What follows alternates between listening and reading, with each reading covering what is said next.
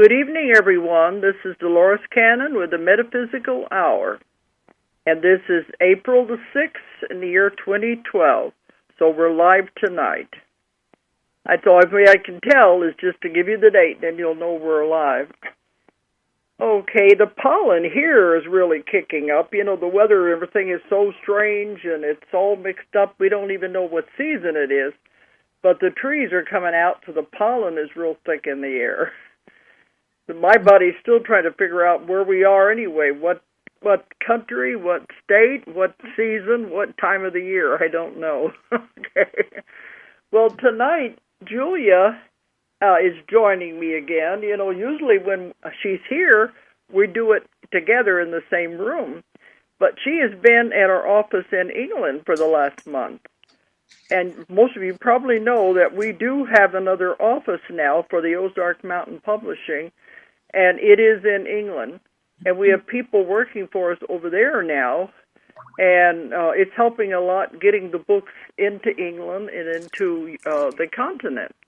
So she's over there, and she's joining me by Skype from over there. Of course, there it's 1 o'clock in the morning. Okay, Julia, you're there? I'm here. Yes, I had to take a nap earlier just so I could be here. So I was thinking for you, it's time to go to bed, really. It's past time to go to bed. But if you're going to stay up a little longer, another hour anyway, and we can do this show. Right. Last week we had a fantastic show with Doreen Virtue, and a lot of people were calling in and getting angel messages from her, and it was really a good show. So if you call in tonight, don't look for angel messages. Those are Doreen's thing. Yeah, we'll do our best to bring in whatever messages we get, though. Yeah, because Julie's pretty good at picking up messages. You know, they do talk to her, and she's able to hear them. So you never know what they're going to tell her. That doesn't mean I'm a phone-in psychic, though. So don't do that. So. Well, you know, they do talk to you, and so you tell people what they say. Right. I'll give a message if I get one, but don't be calling expecting a psychic. Yeah, because that's what they were doing with Doreen, and she's used to doing that. Okay, let me give out the toll-free number in case anyone wants to call. And this number is good all over the world. So doesn't matter where you're calling from. 1-888-627-6008. 1-888-627-6008. Okay. And, well, Julia's been over there, and there's been a lot happening in England, too. You know, our company here, Ozark Mountain, is just growing fantastically. We're having a hard time keeping up with it, the way everything is happening. It's just all of a sudden, the company, the books, everything are just exploding all over the place. And so we're having quite a challenge to keep up with the growth spurt that we're going through, plus the amount of books that we're publishing. As you know, we have about over 40 authors in addition to my books, so there's a lot happening. So she's busy over there, too. And so I don't expect it to slow down anyway. Everything is really speeded up. Well, no, it's a sign of the times. I mean, people are waking up, and as more waking up, then they're coming over here wanting answers, and that's why more and more people are discovering you and us and everything. So it's just a sign of what's happening in the world. People are waking up. Because I remember when I started out in this 45 years ago, and even up till 20 years ago, even 10 years ago, we didn't have this much interest. Right. You know, they weren't that interested in metaphysics. A lot of people didn't even know what that was, and they certainly weren't interested in past life regression. We were considered the oddballs. But now in my lectures, the place is packed. And especially the young people, to them, this is just very common and makes a lot of sense, and it's ordinary. Like, they just stepped right into this without any questioning about it at all. Well, that would be those waves, the latest waves there. But yeah, but in general, if you look at the mass, you know, there you can see this wave happening, this shifting happening, And you still Yeah. have some people, I mean, you're certain, I'm sure the corporate world where, and it may be that they're just corporate in those places, but, you just look, just watch. You'll see that things are changing, and even the media, things are different on television and things. You did just watch with open eyes, and you'll see that it really is shifting. Because, in the past we would have conferences and talks and lectures, and it was always people who were into this kind of thing. But then Right. all of a sudden, it's like everybody, everywhere we go, is just very interested in it. And I noticed it in China. They were coming from all over China to attend my lecture, and they were into it. Mm-hmm. But it's like the young people, they don't realize there was a time when people didn't even talk about these kind of things. So they Right. have stepped right into this and accepting it. Right. And I think that's a good thing. But the Internet does have a lot to do with it. Yes. I've said that before. Some of them, even my clients are coming to see me and saying they just discovered me. And I said, well, I haven't been hiding. I've been out there 45 years doing my work. My book's been out there since the 80s. But it's like all of a sudden, where have you been hiding? I didn't know anything about you. Uh-huh. Right. Okay, well, tell us things that you've been doing over there. They can catch people up on that. Well, first of all, the weather isn't as nice here as it is there. I mean, it was for a while, and then now lately it's like it's back to the end of winter or something. So, not sure what it's doing. And I even heard somebody mention something about snow, and I'm like, no, no, no, no, no, no, no. But anyway. Well, here we didn't have a winter, and we just right into spring, and last week it was like we were going into summer. So that is a big difference then from where you are. Right, absolutely. But we went to, the Probe conference was about a week ago, and that was in Blackpool, England. Well, I'm just drawing a blank here because we've been doing several things, so I'm trying to remember what all we did. But we went up there, and that was lovely. Vitaly gave a memorial. He did a memorial video to Jean, because Jean had passed away just a few months ago. And she was one of the founders of that, wasn't she? Yeah, Jean and Sam. So Sam was there, and he's such a delightful person. And this was his first one doing it after she's gone, so it was a big, big step for him to do that. And so that was very heart touching and everything. So that was good. We had a great time. It was a good conference. Yeah, it was. And then just this week we went to Norwich. James and Lynn Franklin have a group there, and they invited us to speak, Vitaly and I, and so we went there, and that went really well. We made some more contacts, and from there, another person is wanting us to speak at their group later in the month. So it's just all things are happening there. So that's fun. Well, a lot of the listeners might not really know that Julia is writing her own book, and she has been putting it together now for a year or more, maybe longer than that. And everybody kept saying, when are you going to get it done? And so now you said you've been devoting time to really putting it together, haven't you? Yeah, the messages have been coming through louder and louder to get it done, and it's very, very important to get it done now. I mean, I kept waiting. I kept saying, when it's time, they'll put the pen in my hand. I wasn't feeling compelled to write, but they would give me messages, and little by little, they were getting louder and louder. And now they're doing just about everything but putting the pen in my hand. I mean, they're making it very known through other people. They're delivering messages. It's time for you to get this done. Do it now. Do it now. And so it's like, okay. So you said in the lecture you gave this last week in Norwich, you talked about the book that you're going to be writing, didn't you? Right. Well, I brought in, it's, like who you really are, and what the whole, the game Earth is about and how we communicate with ourselves. And that brings into the book. What the book is about is how we translate our messages that we deliver to ourselves through our body. And it's just a translation manual for that because we were never given that when we came here. Mm-hmm. So, and because it goes along with my work because of the body giving you a message through illness in different parts of the body, and what does it mean?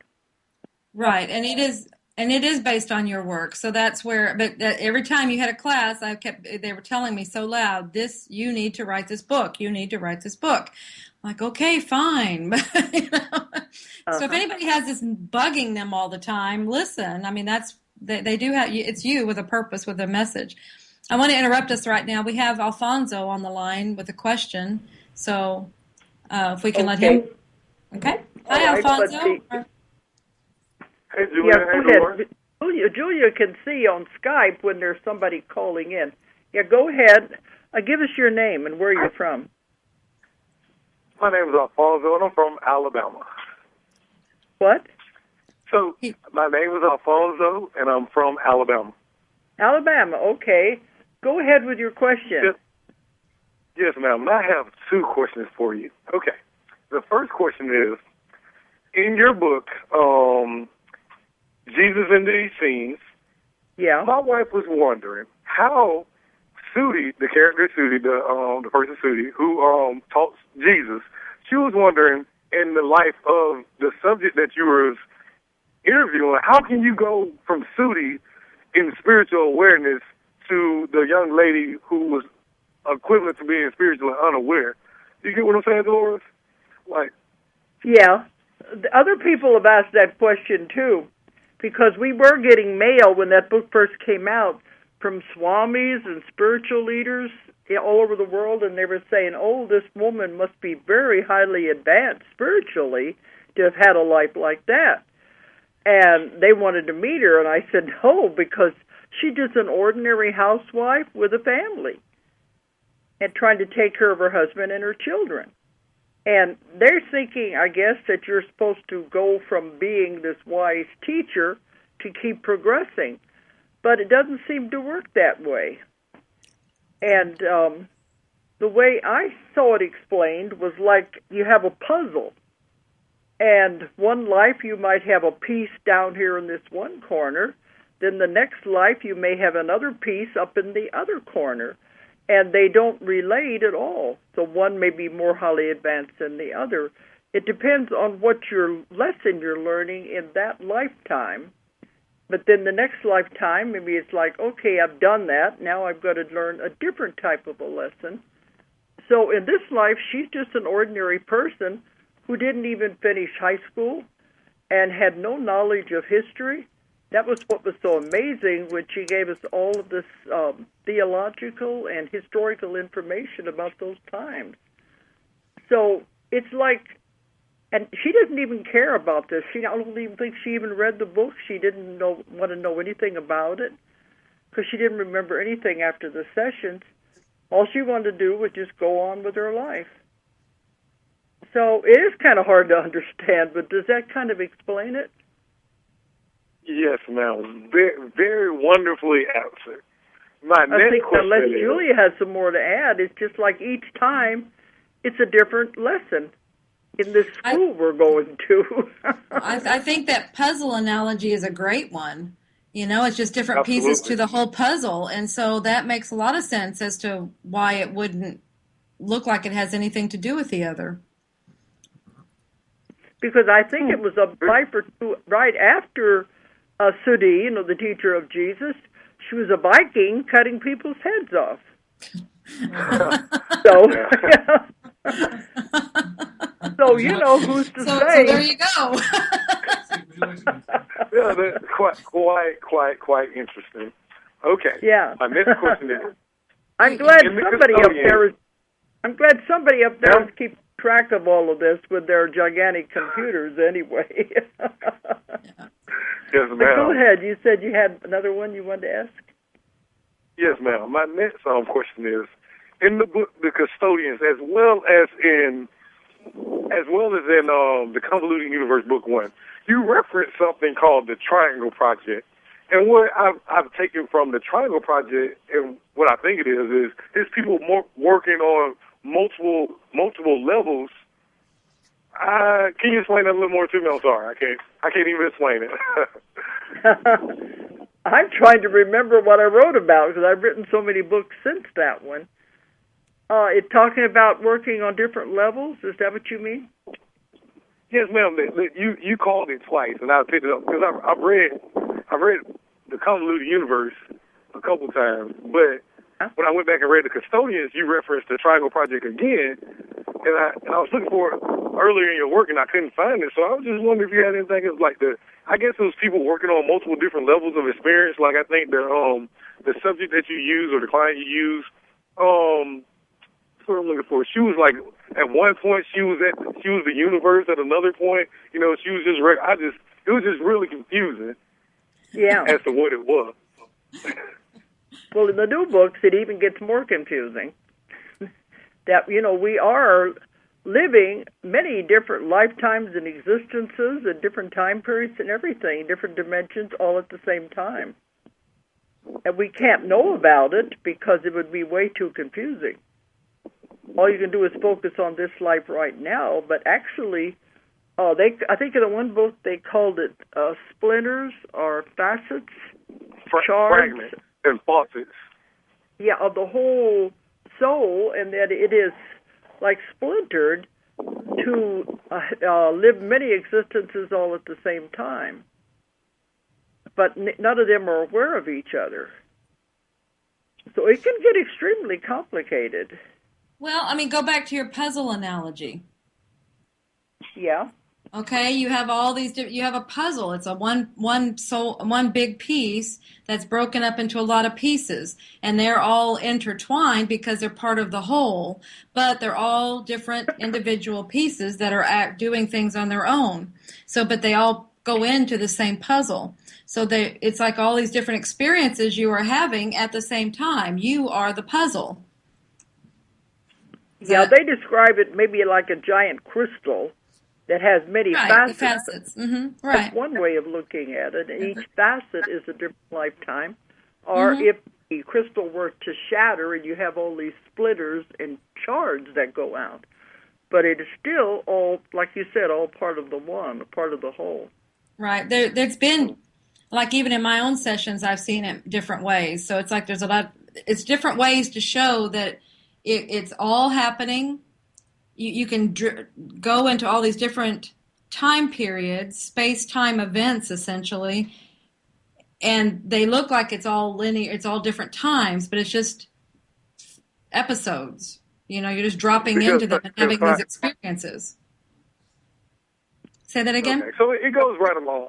It goes right along with the simultaneous time period. Absolutely. Which is also the oscillating, it was kind of referred to the oscillating stream theory in your book. That was really good. So it kind of reminds me of what you were referring to, the fragments. At the end of your book, Convoluted 4, the last chapter I think was called Fragments United. Yeah, they reunite. And I think it was the end of Convoluted 3, too. It was talking about how we all come back together at the end. All the pieces come back together. Right, we're integrating. Mm-hmm. Yeah, and they reunite and become one whole at that time. And at that time, you will also be able to see these different parts. As it all comes back together, that's when you start knowing all the different parts of you. But I have some clients that they know that they're actually living somewhere else. And sometimes they're aware of this other person, even in our time period, living another life in another city. And every once in a while they said they get flashes of that other person and their life. And when they had the session, they wanted to know if they should try to contact that person. Well, they were told that's not a good thing to do because you're not supposed to be aware of these other parts of yourself. See how confusing that would be? It's much easier just to focus on what you're doing right now. But if you were to try to contact that other person, it'd be very confusing to them, that's for sure. It sounds like some of those you are movies. me, and I am you, and you. And some of these movies they make sometimes that are way out, but these are possibilities. But in all of that is also all your past lives and all your probable future lives, and so it could get very mind-bending. Pretty fun. So I guess I've asked enough questions and maybe freed up someone else to call. So in closing, I just want to say thank you both. Thank you both for what y'all doing. We love the books and keep the information coming. Thank you so much for listening. In the books, these are mind-bending concepts, and they're mind candy for you to think about, and then, don't take it all too seriously and just go on about your life. But it's interesting anyway. Okay, well, thank you, Dolores. Thank you, Julius, and y'all have a great night. Okay, we have Michael. Michael's on the call now too, so he's been waiting patiently. So, all right, let him come through. Are you there, Michael? Can you hear me? Where are you calling from, Mike? I'm calling from Iowa, actually. Yeah. Okay. What is your question? Well, it's kind of funny, actually. I guess the first I saw a video the first time I heard of you and your work, whatever. I was actually looking up information on indigo children, and I stumbled upon an interview that you had done, and we're talking about the volunteers. And I thought it was interesting, and I let it go for a few months, whatever. And then I remember laying in bed one night thinking, if I could do something to be perfect, what would you do to be perfect? And I thought, well, I would experience, assuming that the universe was just limited to Earth, I guess, because that's all, right now that I know actually exists for I guess what you could call a fact. I said I would live every life on Earth, and that way I would know what is perfect and imperfect or whatever. And the next time I had looked up an interview of you or whatever, some more information, that's kind of what you were talking about. And this has happened several times. I would think of something, then I go look up, and then all of a sudden you guys would be talking about it, whether it be on a live show like tonight or just an interview or whatever. And so it's kind of funny. You guys are just talking about that. So I don't know. My question has kind of already been answered. I don't know. You guys must have something in my head, or you can read my thoughts. That's the thing. In this Earth School, you have to live every life, every possibility, and every country, every religion, every race. That's what you have to do before you're finished. But you talk about being perfect. I don't think anybody is ever perfect. And all you can do is the best you can do, But, a lot of these lives live. I guess what I meant by that is there's this photo.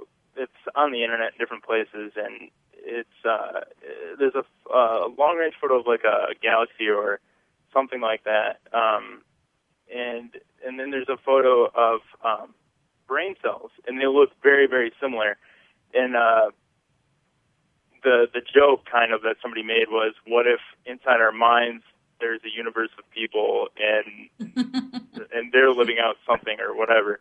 Mm-hmm. So I guess kind of what I was thinking was, if God is the center of the universe, maybe we're all just bits of his mind trying to work everything out to. That's in my books. I don't know if you haven't found it by now. That we are cells in the body of God. And that inside your body is an entire universe.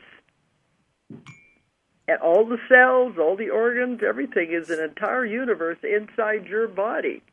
That's why you can talk to your body and tell it how much you love it and how much you appreciate what it's doing, and you can keep your self healthy that way.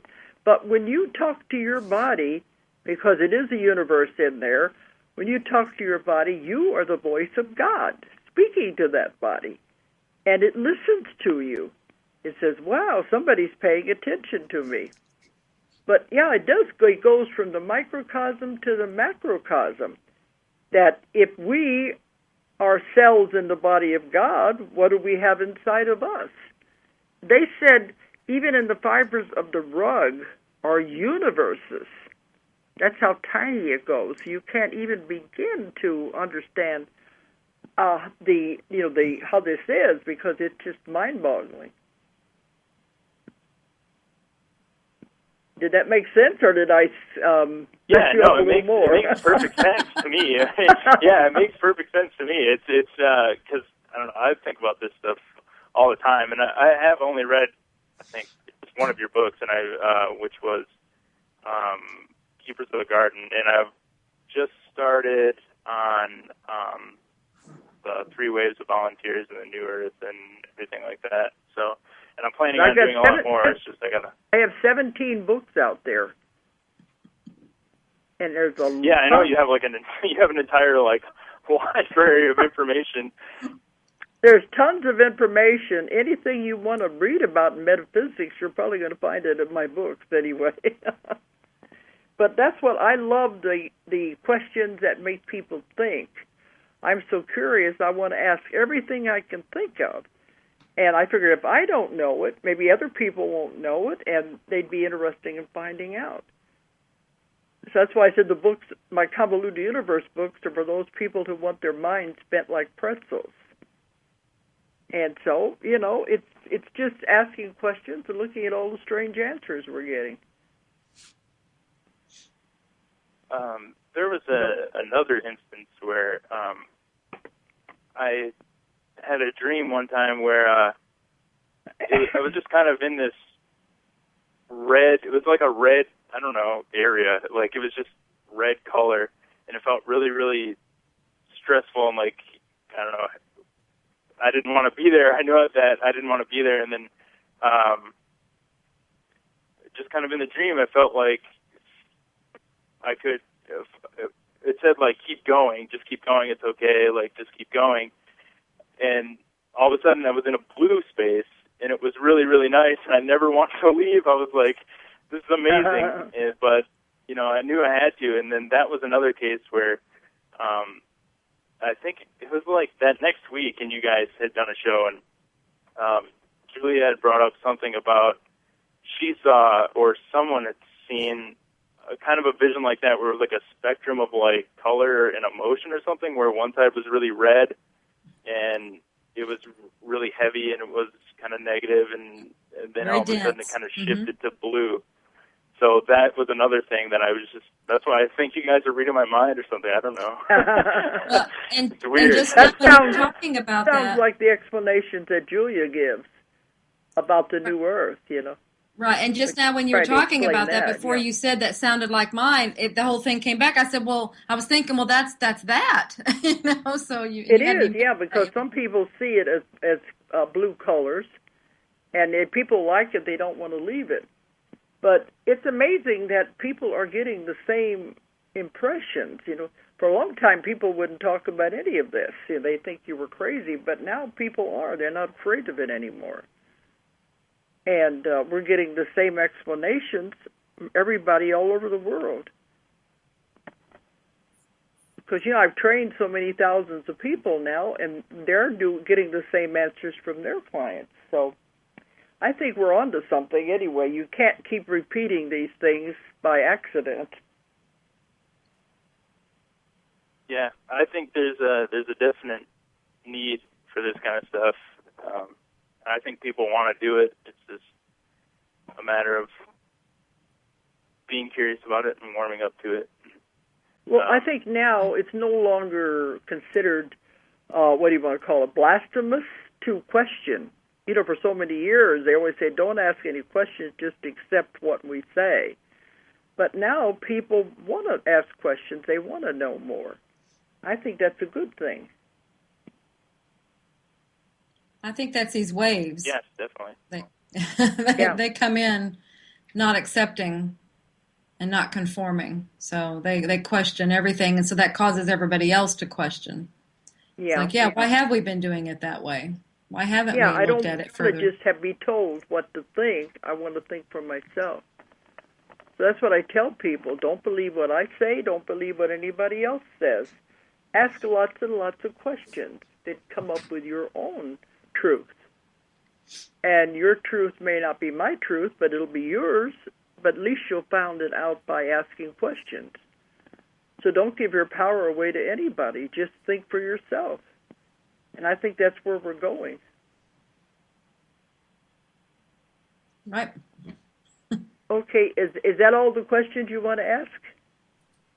Yes, that's plenty. I won't take up any more of your time. I just want to say thanks, and you guys are doing really great work. Well, thank you so much, Michael. Thank you. Okay, Julia, is there anybody else, or can we just go ahead and talk? We can go ahead. There's nobody right now. Mm-hmm. Okay, there might be some more come in. Okay, but we were talking about your book and the meanings of what the different parts of the body when you have problems in those parts of the body. And you yourself said there are a lot of books out there which talk about what this means and that means. Like, for instance, the eyes, something wrong with your eyes is what don't you want to see.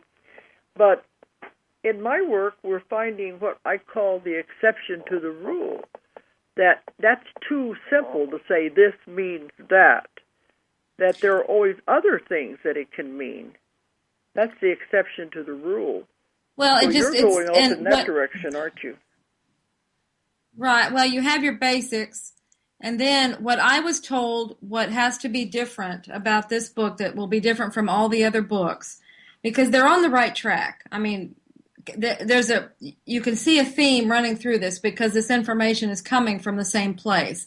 And it's time, because this is the translation manual. You know, this is what it is. These are the informations that we've been needing, and here it's coming in. It's been coming in, and different people have been able to translate it.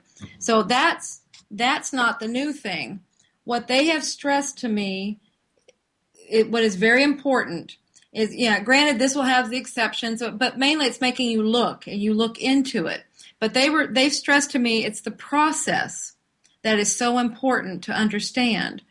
There's some books out there that have things detailed, like to the nth degree what they mean. And it was actually intimidating me to read some of these things and see how they were doing it. And I'm thinking, why are you having me do this? This person is much more knowledgeable about this. They've got it broken down into a fine, detailed science. I thought, what do I need for? And they said they've overdone it, and they've made it so that you have to look outside of yourself for the answers. And that's what they've told me is it's the process. And you must go within. You must learn how to go within for your answers. And so it's using the process to look at the symptoms and look at the message and understand it that way. So that way you are developing your connection stronger and stronger all the time. The answer is not to go outside of yourself. The answer is to go within, which we've heard all the time. We hear that over and over. Well, that's what they said. They've told me you must write this book from that direction. You must teach people how to do this. So that's what will really be different of this. But, that's what I've found. We know, from our work anyway, people can heal themselves because you make yourself sick. Your mind's powerful enough to make yourself sick. It's also powerful enough to heal you. You find out, why did I do this to myself? What's it trying to tell me? But people haven't got that yet, that they can do it themselves and heal their own bodies, so they're always looking for somebody else to fix them. Fix me. And they go from healer to healer. It's different sessions, people trying to heal them, but don't realizing they have the power within themselves to figure it out. Right. We have a caller if we want to let that person in real quick. Go ahead. This is Tina from Arizona. Oh, okay. What's your question? Hi, Dolores. Hi. My question really is sort of very general. My husband and I recently have started reading your books, even just a couple of years ago, and we have done a lot of the inside, soul searching, and I would say 500 books in. And anyway, we're just still trying to sort of figure out, sort of our purpose, our specific purpose. we feel like it's just a challenge that we're woken up, and now we're stuck in this, in between worlds. We're stuck in this world of nobody really, understands us. If we want to be our authentic self, they don't speak the same language as us. We're not on the same frequency anymore. But it's almost like an alcoholic who goes through AA, they can't relate to the people anymore. So we're trying to figure out, we also have two very intuitive children who we teach all of this stuff to. I mean, they're 5 and 7, and they know that we read the convoluted universe. But we're trying to figure out how to stay on purpose and follow our truth without making anybody else wrong or anything like that. I guess that's my biggest question. You mean you want to know what your purpose is? Well, we're trying to figure out, yes. How they live their purpose without making it like others are wrong. Right, because it feels like if you tell them why you're doing something or not doing something any longer, then they're maybe, threatened in what they're doing. And I'm not really worried about them as much as I'm trying to figure out, what exactly is our role. We feel like our role might be just to hold space and hold energy. We've sort of unplugged from all our old ways and just very interested in what you do. We've been learning, so much about it and following you. And I heard, she'll probably have an answer too, but I heard bingo when you said hold a space and hold the energy, because that is what you're here for. Right. That sounds like second wave, doesn't it, Julie? Right. You are here. Yeah. And you're waking up. I mean, you are here. Everybody's here to hold this energy. They're bringing in the energy to help raise the vibrations. And that is like the vital function right now. And some people say, well, that's not very much to do. That's huge. That's why we're here. Sometimes you feel like you're not doing as much, but we've sort of unplugged from society and from the old ways, and it's a little bit lonely. Right. Well, that's what some of my clients say. Well, I want to know what I'm supposed to be doing. What am I supposed to be doing? And they said, you're not supposed to do anything. You're just supposed to be. But they said, yeah, but I want to do something. And they said, you are by being. And that's my husband says that to me all the time. And I'm like, well, that can't be. That's crazy. It's too easy. But we've been learning how to do that. We really have. Dolores, we have a mutual friend by the name of Karen Kaufman over here in Arizona. She's the one that does the medallions, the necklaces, Your Real Creations. Yeah. And we're sharing that we have very, very, very few limited people that we can talk to about this, about this stuff.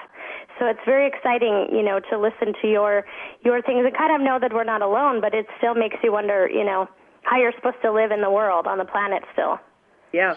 Are you near Sedona? No, we actually moved from North Phoenix to Surprise. We live a little bit off the grid now, and we keep wondering, what are we doing here? We were really guided here, and we just can't figure out why exactly we're here. Okay, because I was thinking if you were around Sedona, there's a lot of spiritual people there and spiritual organizations. Well, but there's a lot of spiritual people. You're not in that area, though, around Sedona, then. No, but we go up there. No, we're more south. We're by Phoenix, but we, Phoenix and Scottsdale, and we go to a lot of the spiritual fairs, and it's the same thing, though. 3 years ago when we moved here, we were doing what you were just saying. We were hopping from healer to healer, looking outside of ourselves, trying to get, an answer to ease our discomfort. The discomfort comes from not understanding how you survive in a world where you're just like, this world is crazy. Like, everyone's asleep, and they're nuts, and how do I fit in? And that's kind of depressing, You can't just go to the barbecue on Friday night. Because you want to talk to somebody about all this stuff. So luckily, I have my husband. We've been together almost 17 years, and we have 2 beautiful kids, and we homeschool them, and we're all learning it together, actually, as a family. Yeah, you go to these other events and go into pretend mode, make-believe mode. You have to really pretend. Yes. Sometimes your energy fails. Mm-hmm. Right. Others. You just exchange information and you just. Right. If he's talking, have him come over. to the phone. Come over here, Vitaly. She's saying if you're talking, come on over. Vitaly's adding something. I can't hear you that far away. Yeah. Okay. I just wanted to add, with regards to, I know you're a little bit concerned other people don't understand you. Hi, hello, I'm Vitaly from London. But I want to say that do not forget that your auric field around you, it contains all the necessary information. And then when you interact with people, the exchange takes place. And then from there, on a subconscious level, changes takes with other people as well. So as Dolores rightly say, you just have to be. Just be there. If you don't talk about it, it doesn't mean you just don't talk about through sound. But what do? You exchange with the information on the energetic level. So you do your work as normal, but you just don't talk about it. Yeah, you give the best example you can, to live your life in the best way you can, and people pick up on that energy, and that's very important. Well, they do. They tell us we live in a bubble. We don't live in reality. but they like to be around us, so we always joke. We always, say, well, it's pretty good in our bubble. Yeah. They like to be around us. They can't explain why, because they sort of resist it. But I understand what you're saying about the field now. Right. Well, you influence a lot more people than you think you do just by being yourself. You don't have to talk to them. You definitely don't have to try to change them or convert anybody. Just by being a good example, you're influencing a lot more people than you think. Well, just living your truth. Just living your truth, then it affects everybody. So. Always remember that other person who doesn't believe or doesn't want to know will eventually come to that stage of evolution. So you see the reflection of yourself in other people. Yeah, the mirror. Right. You guys, my husband is next to me. Would it be okay if he asks a question? He's a little more further into all of your readings than I am. Absolutely. Okay, hold on a sec. His name is Alan. Hello, everyone. My name is Alan. Dolores, I listened to a lot of your interviews on YouTube, and some of them you speak about us as a society, going into the fourth or the fifth dimension, and then actually experiencing and living past time or moving, evolving past time as timeline on Earth or in this matrix or whatever.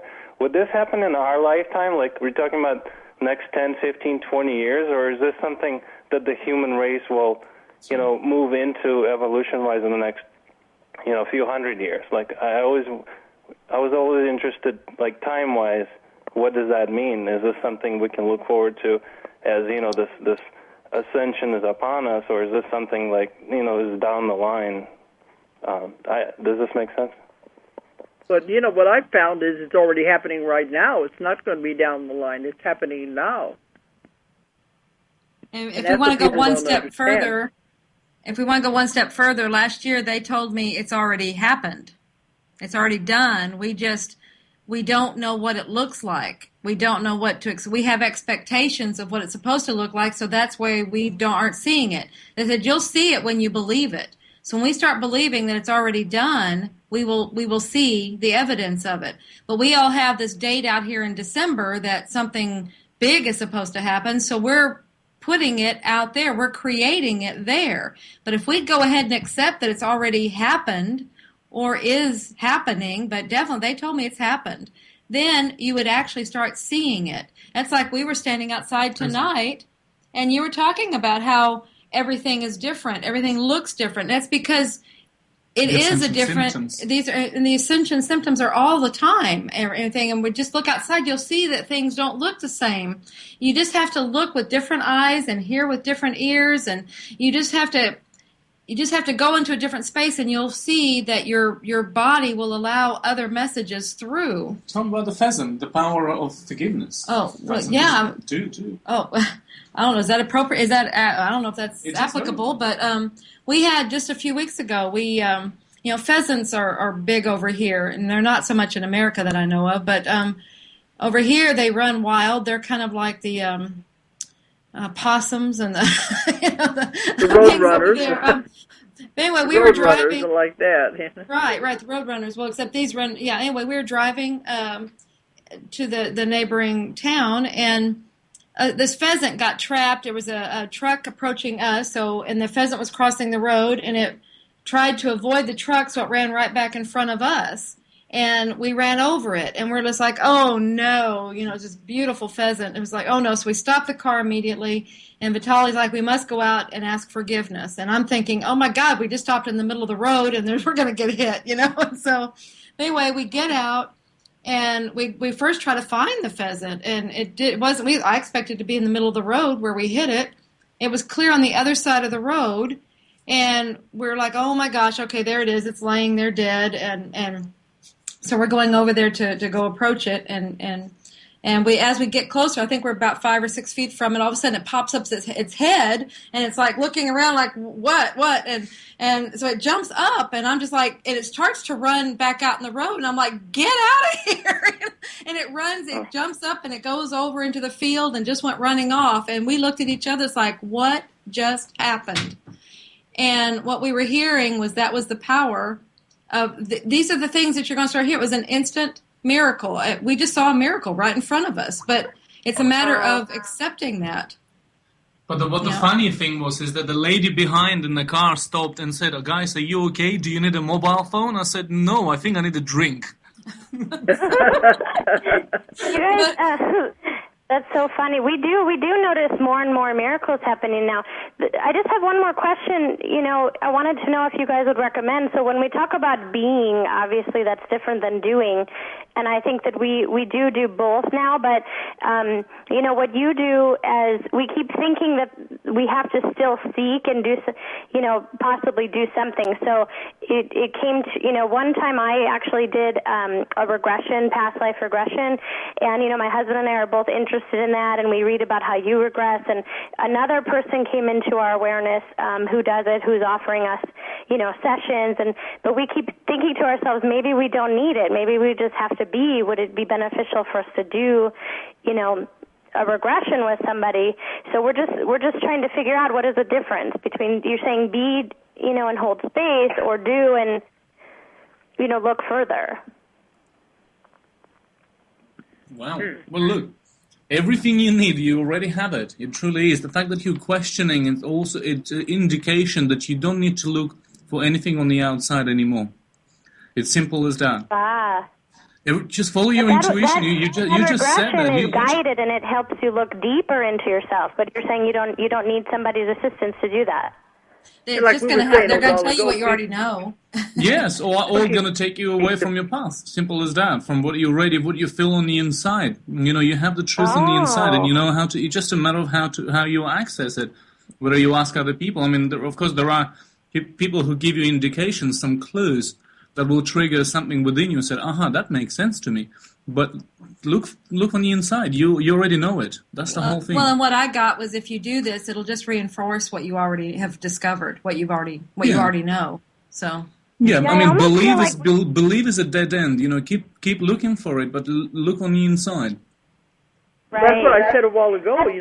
The people are looking for somebody else to fix them, to heal them, to fix them, when they don't realize they can do it themselves. You just have to believe more confidence. I think once you realize it, it's a little scary, but once you do realize, you do know that you don't have to look outside. And the way that Alan and I knew that we needed to stop looking outside of ourselves is because we hit one point where, you talk to this psychic, that intuitive, this healer, that chiropractor, everybody. We started to realize that we didn't resonate with the information, but we figured it was a great lesson. The reason that it felt wrong is because we intuitively already knew the answer. They were teaching us to listen to ourselves over somebody else. Yeah, because you do know the answer. You just don't realize it, and you want somebody else to tell you when you do have it all inside of you. Right. Oh, that's really beautiful. Okay. Well, you think that's answered? You think that's answered most of your questions, or stirred up more? I guess probably. Yeah. Well, I can throw this conversation to a whole different topic and just ask you a quick question and see. Do you foresee mass landings like David Wilcock is discussing, and some other interesting people on the internet are discussing about possibly ETs interfering or not interfering or helping with our ascension? Yeah, ETs are not allowed to interfere. They're just here to watch us and see how we're going to do it. Because you remember that's the prime directive of non-interference. They can't. They're the watchers. They can't interfere with anything. We have to do it ourselves, and they're hoping we're going to do it correctly. But you start seeing some things. They won't ask landings to take us anywhere or anything. They're just watching us to see how we're going to pull it off. Right, but they're interfering on some levels. Well, according to some sources online, for example, they're interfering with chemtrail planes and doing. No. They don't have nothing to do with any of that. Okay. I'm glad I asked. ETs get blamed for a lot of things that they don't have anything to do with. All right, I'm glad you clarified that. I really, really appreciate it. No, they're not allowed. All they can do is watch. And a lot of the stuff they get blamed for, just think about it. They don't do that. They got a lot more important things to do than that. Start thinking about where does that information come from? Who is spreading it? A lot of it is called disinformation or misinformation. So start thinking about where is that information coming from, and then you'll get your answers. Because I've worked with ETs for over 25 years, and I know their agenda, and I know how they think, and they're wonderful, beautiful people. So you don't have anything to worry about them. They're here to help us. Okay. I know David Wilcox has his own work, so that's his work anyway. Okay. Yeah, no, thank you for saying that. Well, what did you say about, thank you. Thank you. Thank you for again, then. Okay. And we have another caller. Yeah, Julia, Kim I don't think we're going to have time for any more. Are you still there, Kim? Yeah, I am. Wonderful. Thank you for being patient there. And we have just a few minutes, so hopefully we can get you taken care of here. Will we have another one? Because we only have a few minutes. Yes, that's what I'm saying. This is Kim from Hawaii. Okay, because I was going to have some other things to talk about, but let's go ahead then. Okay, what's your question? Yeah, well, this is very brief anyways. Okay. Good. Hey, I just wanted to throw something out at you, and if you want to say what you think about it, that would be wonderful. There are some people that I'm certain that you know that I don't have their permission to drop their names, okay? But we're putting together a Woodstock of consciousness for a mass gathering. Has not been decided where. We know it's going to be by the end of summer.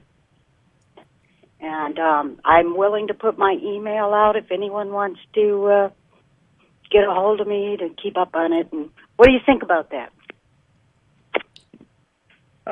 What island are you going to have it on? It's going to be on the mainland. Oh, I thought you meant in Hawaii. You were calling from Hawaii. I am. I live in Hawaii, but this is a group on the mainland. Oh, okay. Well, it's something you're putting on. Is that what you want to tell them about? Is that what you mean? Well, I'm not doing it individually. It's an event that's going to happen. It's being put out there, and it's kind of in the process of evolving right now. Okay. What do you think about a gathering in a mass consciousness? Where would it go? They've done them before, over the last 20 years. They've had many of those. Okay. When they had the, what they called the opening of the door on 11/11, and they've done the other ones with the, have to do with the what was it? The earth, which, I can't remember whether there were so many of them where they had mass consciousness all over the world focusing on something on a certain day at a certain time. They've had a lot of those before. So, if people want to participate in them, I guess it's okay. As long as it's for positive. But what would you say, Julia? I know have been a lot of those in the past. Right, they're probably being guided to do it. And saying at the end of summer, that's probably a solstice there that they're working with, and so, I just what never hurts. I mean, as people are waking up, they this helps people to know what's going on.